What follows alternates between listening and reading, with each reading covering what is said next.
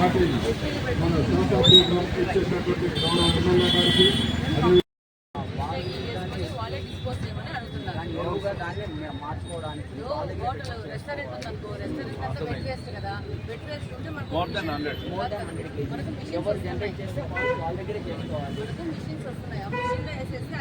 Current తో పాటు దాన్ని చేసేసి ఎరువుగా తయారు చేసేస్తాం.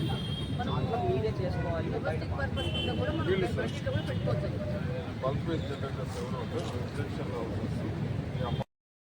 కడప పట్టణ ప్రజలందరికీ నమస్కారం. కేంద్ర రాష్ట్ర ప్రభుత్వాలు సంయుక్తంగా చైతన్యపరిచి ఈ స్వచ్ఛాంధ్ర స్వర్ణాంధ్ర కార్యక్రమం మీద అవగాహన కల్పించి ప్రతి నెల 3వ శనివారం రోజు ఒక కాన్సెప్ట్ ఇచ్చి ఆ కాన్సెప్ట్ ప్రజల్లోకి తీసుకెళ్లి ప్రజలను చైతన్యపరిచి వారిని భాగస్వాములు చేసే కార్యక్రమమే ఈ స్వర్ణాంధ్ర స్వచ్ఛాంధ్ర కార్యక్రమం. అందులో భాగంగా ఈ నెల 17/7/2026 నుంచి వచ్చే నెల 3వ శనివారం వరకు బల్క్ వేస్ట్ జనరేటర్స్ ని ఎన్యూమరేట్ చేసే కార్యక్రమమే ఈరోజు కాన్సెప్ట్. దీని యొక్క ఉద్దేశము రోజు 100 టన్నుల పైగా 100 కేజీల పైగా చెత్తను వేస్ట్ను జనరేట్ చేసేవారు, అదేవిధంగా 20,000 స్క్వేర్ మీటర్స్ కన్నా ఎక్కువ ఉన్నటువంటి రెసిడెన్షియల్ కానీ షాపింగ్ కాంప్లెక్స్ కానీ కన్వెన్షన్ హాల్స్ కానీ, అదేవిధంగా రోజు 40,000 లీటర్లు కన్స్యూమ్ చేసేటువంటి ఇండస్ట్రీస్ అండ్ హోటల్స్ని ఈ బల్క్ వేస్ట్ జనరేటర్స్ గుర్తించడం జరిగినది. వీరిని వారి వద్ద నుంచి ఉత్పత్తి అవుతున్నటువంటి సాలిడ్ వేస్ట్ను సెగ్రిగేట్ చేసి తడి చెత్తను వారే ప్రాసెస్ చేసుకునే విధంగా, అదేవిధంగా పొడి చెత్తను శానిటరీ వేస్ట్ను సెగ్రిగేట్ చేసి మన మున్సిపాలిటీకి అందించి సహకరించే విధంగా వాళ్ళ మీద రెస్పాన్సిబిలిటీ ఫిక్స్ చేయాలని ప్రభుత్వం ఆదేశించినది. మన కడప స్వచ్ఛ కడప ఈ యొక్క పెద్ద ఉద్దేశాన్ని మనము సాధించాల్సిన అవసరం ఉంది.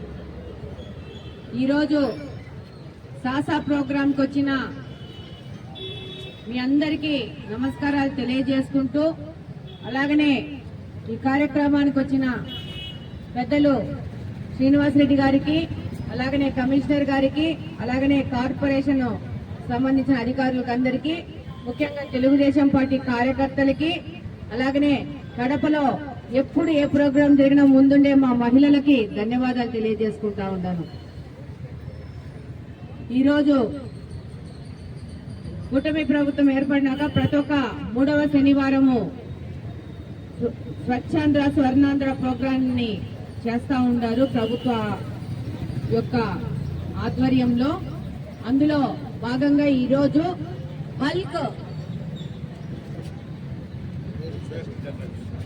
బల్క్ వేస్ట్ ని ఎలా మనము హ్యాండిల్ చేయాలా, దానిలో సమాజాన్ని ఒక సూచన ఇస్తూ దానికి సంబంధించిన అనేక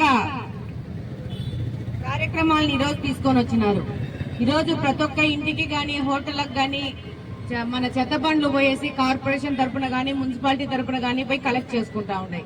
కానీ ఈ రోజు ఈ బల్క్ వేస్ట్ మేనేజ్మెంట్ ద్వారా ఈ హోటల్స్ కానీ ఒక గృహ సముదాయం అంటే అపార్ట్మెంట్ లాగా ఉన్న ఇళ్లలో గాని కమర్షియల్ కాంప్లెక్స్లు గాని ఏ బిల్డింగ్లు 100 కేజీల కంటే ఎక్కువ చెత్తను ఉత్పత్తి చేస్తాయో అక్కడే వాళ్ళు స్వయంగా ఆ యొక్క చెత్త నిర్వహణ బాధ్యత వాళ్ళకే అప్పగిచ్చేందుకు చేస్తున్న ప్రోగ్రాం ఇది.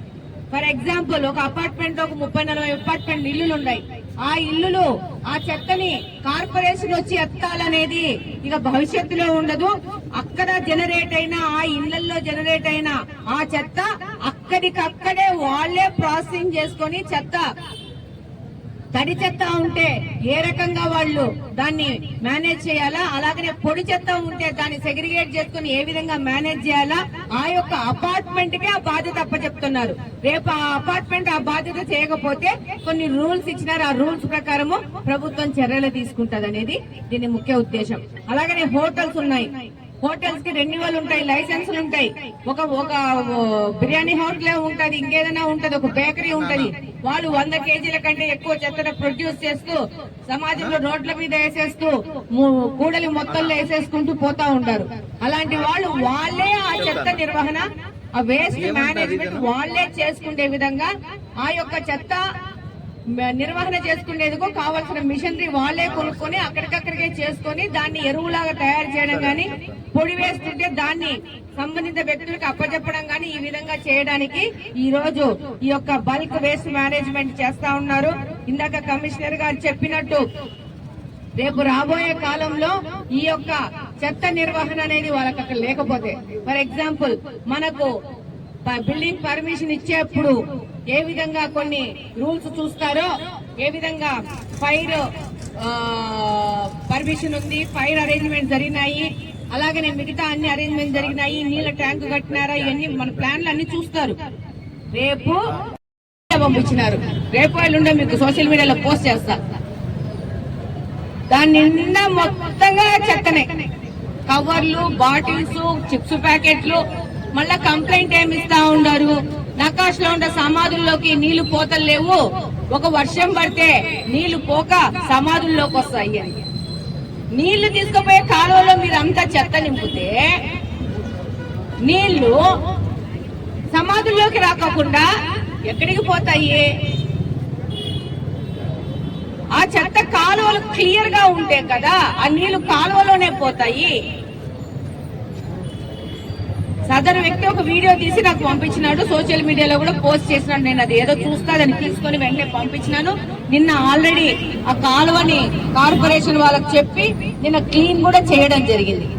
ఇంత ఫాస్ట్ గా పని చేస్తున్నా కూడా కాలువలలో ఇంకా కవర్లు ఉన్నాయి, చిప్స్ ప్యాకెట్లు ఉన్నాయి, చెత్త ఉంది, చెదారం ఉంది. ఎంత రోజు పని చేసినా కూడా 24 గంటలు ఉంటే వాళ్ళు పనిచేసి 8 గంటలు అయితే వాళ్ళు 24 గంటలు నిద్రపోకోకుండా 365 రోజులు పని చేసినా కూడా 66 రోజు మళ్ళా చెత్త ఉంటది కాలువలో. ఎందుకుంటది? ప్రతి ఒక్కరు బాధ్యతనే తీసుకోవట్లేరు. వర్షం వస్తే నీళ్లు వస్తున్నాయి, వర్షం వస్తే నీళ్లు వస్తున్నాయి అంటున్నారు. నీళ్లు నాకు ఏమొస్తాయి? కాలువల్లో నీళ్లు పోనీకోకుండా అడ్డం వేస్తే 2 సంవత్సరాలు అయింది, తిరుగుతూనే ఉన్నాం, చెప్తూనే ఉన్నాం. ఏదో ఒక్క రోజుకి ఇది మాట వినాలి కదా. రేపు ఇబ్బంది పడి మనం కంప్లైంట్ చేసి ప్రభుత్వాన్ని గాని ఇక్కడ ఉన్న ప్రజాప్రతినిధులు గాని సంబంధం చేస్తే ఏమి అట్ట అయితే కుదరదు. ఎక్కడికక్కడ మారాలా, ఎక్కడికక్కడ మార్పు తెచ్చుకోవాలా. ఏమో తెచ్చుకోవాలా లేదా? ఆ కాలువలో నీళ్లు పోకపోతే మీ ఇంటికి వస్తాయి. ఒకవేళ మీ ఇల్లు లోతట్టు ప్రాంతంలో ఉందనుకో, మీ ఇళ్లలోకి వచ్చేస్తాయి నీళ్లు. మనకు మనం విజయం సాధిస్తాం. ఇప్పుడు బుగ్గంక కాలువను సారి ఎంత కష్టపడి క్లీన్ చేస్తున్నారంటే మళ్ళా ఆ సందులలోకి పోయేసి దాంట్లో చికెన్ వేస్ట్ చేస్తుంటారు. ఆ చుట్టుపక్కల ఉన్న వాళ్ళకి ఎంత గబ్బో ఆసన వస్తుంది. ఏ దానికోసం బుగ్గంక కాలువ సార్ క్లీన్ చేయిస్తా ఉంటారు? మీకోసం. బుగ్గంక పక్కనైతే నేను ఉండను, కొంచెం దూరంగా ఉండగా నాకు పెద్ద సమస్య లేదు, కొంచెమే వస్తాయి నాకు దోమలు. ఆ బుగ్గంక చుట్టుపక్కల ఉన్న వాళ్ళందరికీ దోమలు వస్తాయి, పందులు వస్తాయి, ఆరోగ్యం ప్రాబ్లం అవుతుంది. ఏదైనా ఆరోగ్యం ప్రాబ్లం అయితే మీ డబ్బులే ఖర్చు అవుతాయి, మా డబ్బులు ఖర్చు కావు. ఎవరికి జ్వరం వస్తే వాళ్ళ డబ్బులే, వాళ్ళే వెళ్ళాలి హాస్పిటల్ కి, వాళ్ళ ఆరోగ్యమే పాడైతుంది, వాళ్ళ డబ్బులే పాకెట్ నుంచి పోతాయి. ఇది కాకూడదు. మా కడపలకి వాళ్ళు ఆర్థికంగా మంచిగా ఉండాలని చెప్పేసి బుగ్గంతా క్లీన్ చేసి అక్కడ ఒక పంది తిరుక్కోకుండా, ఇంకో కుక్కలు తిరుక్కోకుండా చేస్తే చివరికి ఆ బ్రిడ్జిల మీద కూడా ఫెన్స్.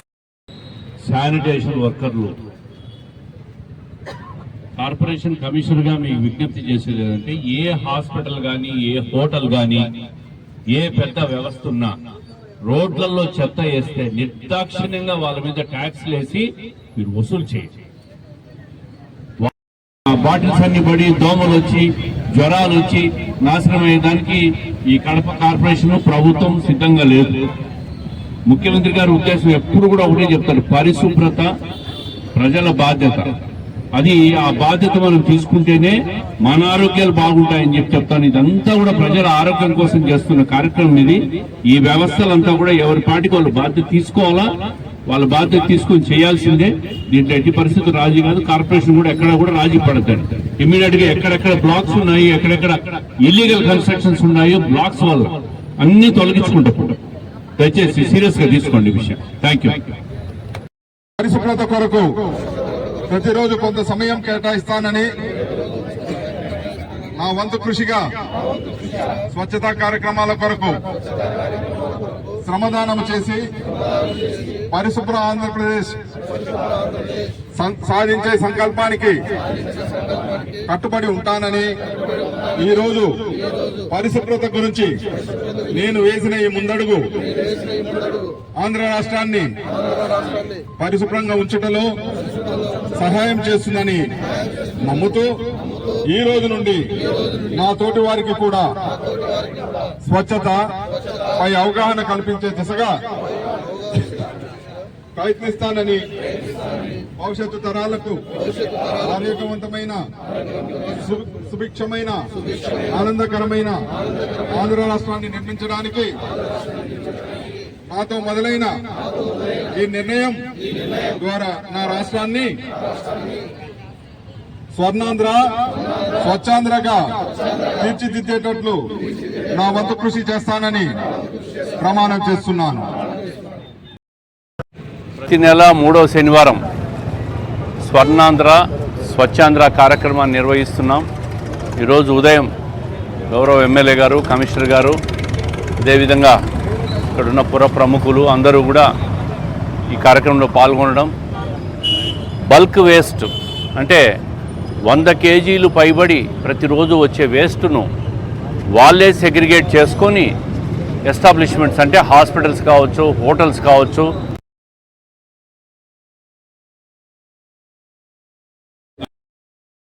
సెగ్రిగేట్ చేసి వాళ్ళే దాన్ని బర్న్ చేసుకొని సెల్ఫ్ ప్రాసెసింగ్ చేసుకునే కార్యక్రమానికి ఈరోజు రాష్ట్ర ప్రభుత్వం అధికారిక ఉత్తర్వులు ఇవ్వడం, ఈ కార్యక్రమానికి ఈరోజు నాంది పలకడం, కమిషనర్ గారు, ఎమ్మెల్యే గారు అందరం కూడా మయూరా హోటల్ దగ్గర ఒక శాంపిల్గా వాళ్ళను ఒక అవేర్నెస్ తీసుకొచ్చే కార్యక్రమాన్ని చేశాం. కడప నగరంలో మన కడప స్వచ్ఛ కడప అనే ఏ కార్యక్రమం అయితే 2 ఏళ్ల కిందట ఈ ప్రభుత్వం వచ్చిన తర్వాత కార్యక్రమాన్ని చేపట్టామో ఆ కార్యక్రమం కడప నగరం అంతా కూడా స్వచ్ఛత పాటించాలనే మన ఎమ్మెల్యే గారి పిలుపు కావచ్చు, ప్రభుత్వ పిలుపుతో ప్రతి ఒక్కరూ కూడా దీన్ని పాటించాలా. మన ఆరోగ్యమే మహాభాగ్యం. ఆరోగ్యాన్ని కాపాడుకునే దానికి స్వచ్ఛతా కార్యక్రమాలు ఈరోజు జరుగుతున్నాయి. ఇది ప్రజల్లో విస్తృతంగా అవేర్నెస్ తీసుకురాపోవాలనే కార్యక్రమంలో భాగంగానే ఈరోజు ఈ స్వర్ణాంధ్ర స్వచ్ఛాంధ్ర కార్యక్రమం, మన కడప స్వచ్ఛ కడప కార్యక్రమం.